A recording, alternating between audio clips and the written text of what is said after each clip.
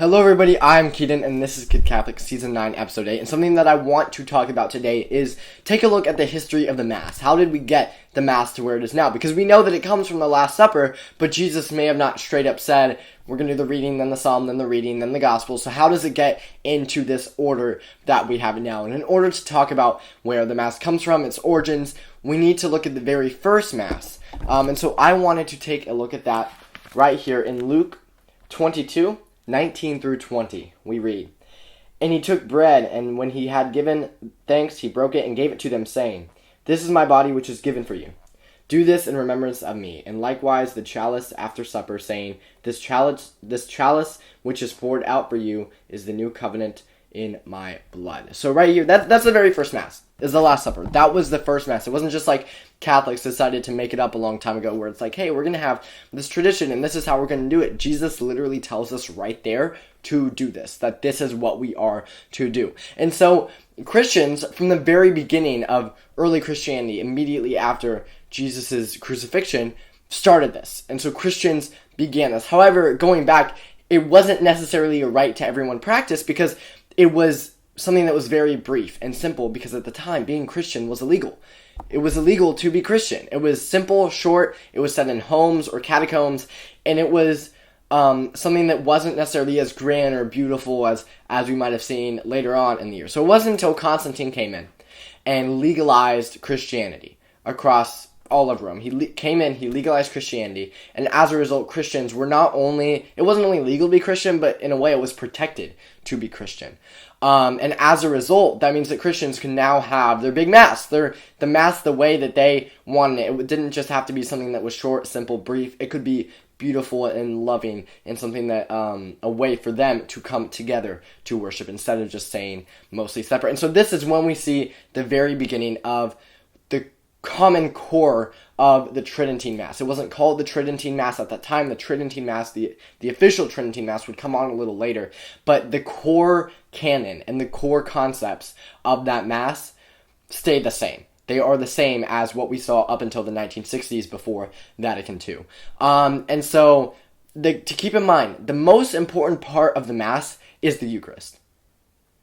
Straight up, the Eucharist is the source and summit of our faith. The Mass is the highest form of prayer, and that is through the Eucharist, because we actually get to receive the body of Christ. So everyone starts having Mass. It is in Latin. There are a couple different rites of the Mass, but for the most part, it's pretty much all the same. They begin that after Constantine legalized Christianity. And Pope St. Gregory the Great, in the 6th and 7th century, early 7th century, late 6th century, came in and made a few slight reforms that stayed close with tradition just to make it more official. Like, hey guys, this is what we're going to do, right? And then it stayed the same for the next 1,000 years.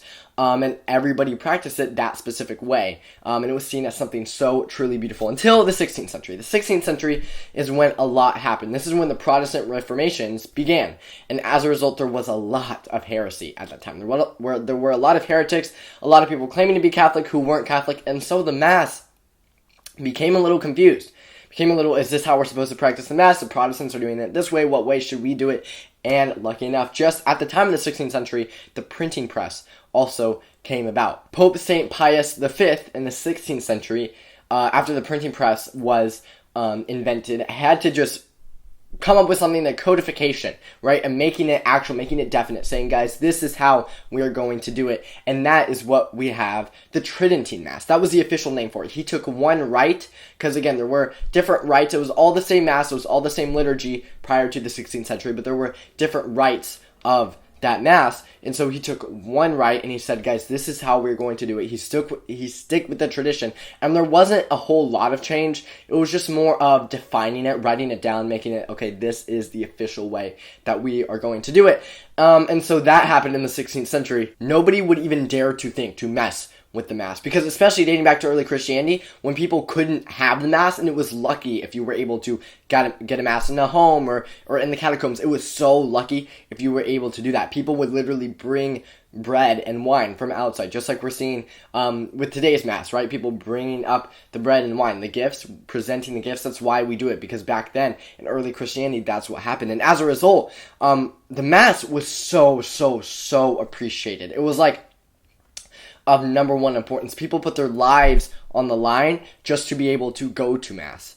And so the Mass, the Tridentine Mass, that stayed the exact same. And it was the same dating back to at least the late 4th century. It said that because, again, in the first 300 years, it was short, simple, set in your home. But after Constantine legalized it, the common core concepts that we see, the core canon of the Tridentine Mass dates back to at least the late 4th century. And it stayed all the way back to St. Justin the Martyr, right? And it stayed that way up until Vatican II in 1916. This was the biggest reform of the Mass we've ever seen. Prior to this, nobody thought of even touching the Mass. Nobody thought of even making any reforms to the Mass, because who would even dare to do that? The Mass was something so appreciated. But Vatican II came about and made some adjustments, and that was, it was now to be said in the language of the people. So originally it was said in Latin. The Tridentine Mass was said in Latin. There are some notable differences between what is called the Novus Ordo Mass, or New Order, which is what is common, especially in the United States, and the Mass that I go to, the Mass that you probably go to, right? And so the Novus Ordo Mass, there's some key differences between that, which came about in Vatican II, and the Tridentine Mass, which was the only Mass said prior to Vatican II, and it's still said today, and I'll get into that a little bit later. But in the Tridentine Mass, it was said in Latin. The priests faced away from the people. However, in Vatican II, it was never said that the priest was going to face toward the people. Like, that was never written down as a part of the Novus Ordo Mass. That was just something that priests started to do as a result of the Novus Ordo Mass, and so it kind of gets associated with the Novus Ordo Mass. And so there are key differences, but the language being the biggest one. People prior to Vatican II would always receive on their knees, and then the Novus Ordo Mass came about, and receiving on the hands and standing up became a thing. And so there's a lot of differences between those. However, what's important to note is that the merit between both Masses stays the same. It's not two completely separate liturgies. It is two rites of the same liturgy. It is the same liturgy, the same merit, the same Eucharist, the same worship, the same Jesus, just a different way of having those liturgies. And so the Tridentine Mass is still a thing today. It is still celebrated today. It's not like Vatican II came about and then they just completely got rid of it.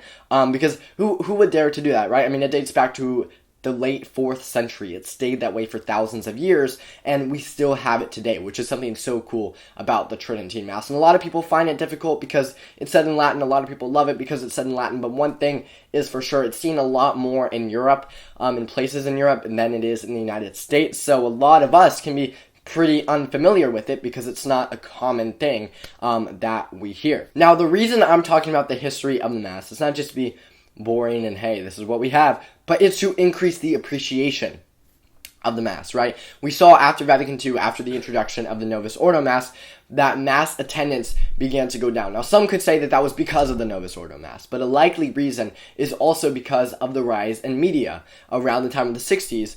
In the 70s and 80s is right when media began to just completely spike, right? And the rise in media caused this sort of a constant need to be entertained.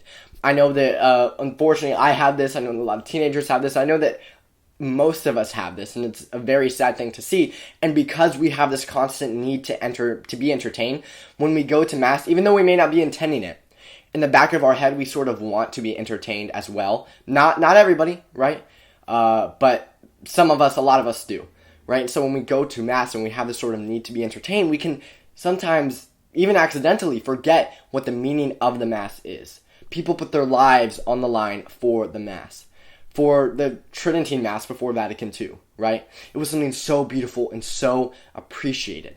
And there is this beauty to the Mass, that the Tridentine Mass especially has this beauty, right? And so when we go to Mass, whether it's Novus Ordo Mass, whether it's a Tridentine Mass, when we go to Mass, we should go there knowing, I am not here to be entertained, I am not here to get something from it. Although we can get something from Mass, we're not supposed to.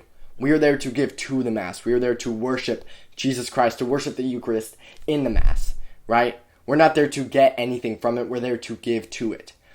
And so we need to increase this appreciation of the Mass. We do. Appreciation of the Mass, making the Mass the number one priority, is what has made martyrs and saints for thousands of years, right? That's what's done it, is this beauty of the Mass, the number one thing in the Catholic Church. So we need to gain that It all comes back to prayer. It all comes back to understanding the history of the Mass, why we have it the way it is today, how it is the same as it was thousands of years ago, specifically in the Tridentine Mass, right? The Tridentine Mass, I want to say again, is also known as the traditional Latin Mass, or TLM for short. So if you ever see like anything saying TLM, that's what that means, is that specific way of saying Mass. And so we need to increase this appreciation, and a big part is by knowing that we're not there to be entertained, by spreading this beauty of the Mass, by talking about the Mass, and through prayer. That is such a big way, is through prayer, to increase our appreciation, not just our appreciation, but everybody else's around us appreciation for the Mass. Because as soon as Mass becomes our top priority, we can get excited to go to concerts and to go to sport games and all this, and NBA games, because I know I am, because the Thunder are the best team in the NBA, but that's besides the point. We know that we can get excited for all of this, but we should be a billion times more excited for the Mass. We saw the saints were, dating back thousands of years, right? Even before the official codification of the Tridentine Mass in the 16th century, the saints still put their lives on their line for the Mass, to even celebrate it. Even dating back around to the time of Jesus, in the 1st, 2nd, 3rd century, when people were lucky enough to be able to celebrate it at all. And we're so thankful. And sometimes we can accidentally even have a habit of taking the Mass for granted. So let's begin to understand the history of the Mass, appreciate the Mass, pray for the appreciation of the Mass, and acknowledge that we as Catholics have the most beautiful liturgy or quote-unquote religious ritual that there is, because it is the one true Mass. So now that the topic is done, y'all know what it's time for now. It's time for the Saint of the Week.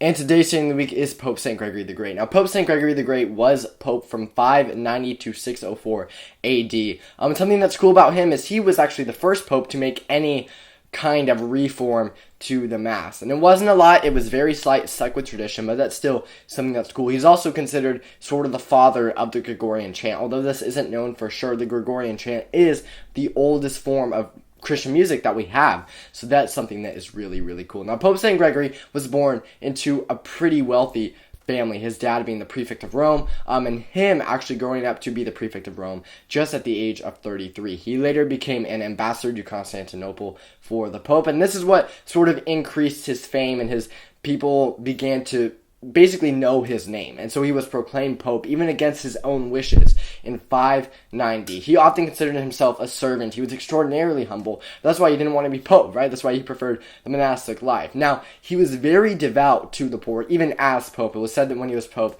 he would try to eat with a dozen poor people every single meal, which is just crazy. He would send priests out onto the streets to help poor people like he would himself. And if any priest refused, or if any clergy refused to do so, then they would be replaced with somebody else, which is just basically awesome. Pope St. Gregory the Great has an absolutely incredible story, and absolutely incredibly devout to the poor. And this is sort of what started this idea of making the poor like the number one thing in early Christianity. Of course, that's something that Jesus preached so much, but when Christianity was illegal, it was really hard to accomplish that, because the Christians at the time, at least, were, in a way, not all of them obviously, but were the poor. And so Pope St. Gregory the Great has just such a beautiful story of surrendering to the poor, considering himself a servant, which a lot of clergy do as well. So anytime we feel like we may be struggling with, in a way, humbling ourselves for giving to the poor, or helping those in need, or helping with those less fortunate, we can always look to Pope St. Gregory the Great for help. Pope St. Gregory the Great, pray for us. So, thank you all so much for watching. Before you click off this video, please click the red subscribe button down below. It's easy, it's free, all it takes is one click of a button, so please do that. And if you're already subscribed, if you could please share this channel and video with your friends and family, make sure that they know about and subscribe to Kid Catholic as well. That would be awesome. Please go check out kidcatholic.com. There's so many awesome things you can do on there. You can subscribe to the Kid Catholic email list. You can buy your very own Kid Catholic t-shirt. You can contact me. You can read about me, all these different things. So please go to kidcatholic.com. And please check out 3 of my social medias, Facebook, Twitter, and Instagram. A link to all 3 of those will be in the description down below. And also, please comment any saint or topic suggestions that you might have in the comments down below. So thank you all so much for watching. I am Keaton, and this is Kid Catholic Season 9, Episode 8. I will see you all next week, and hi, Brielle.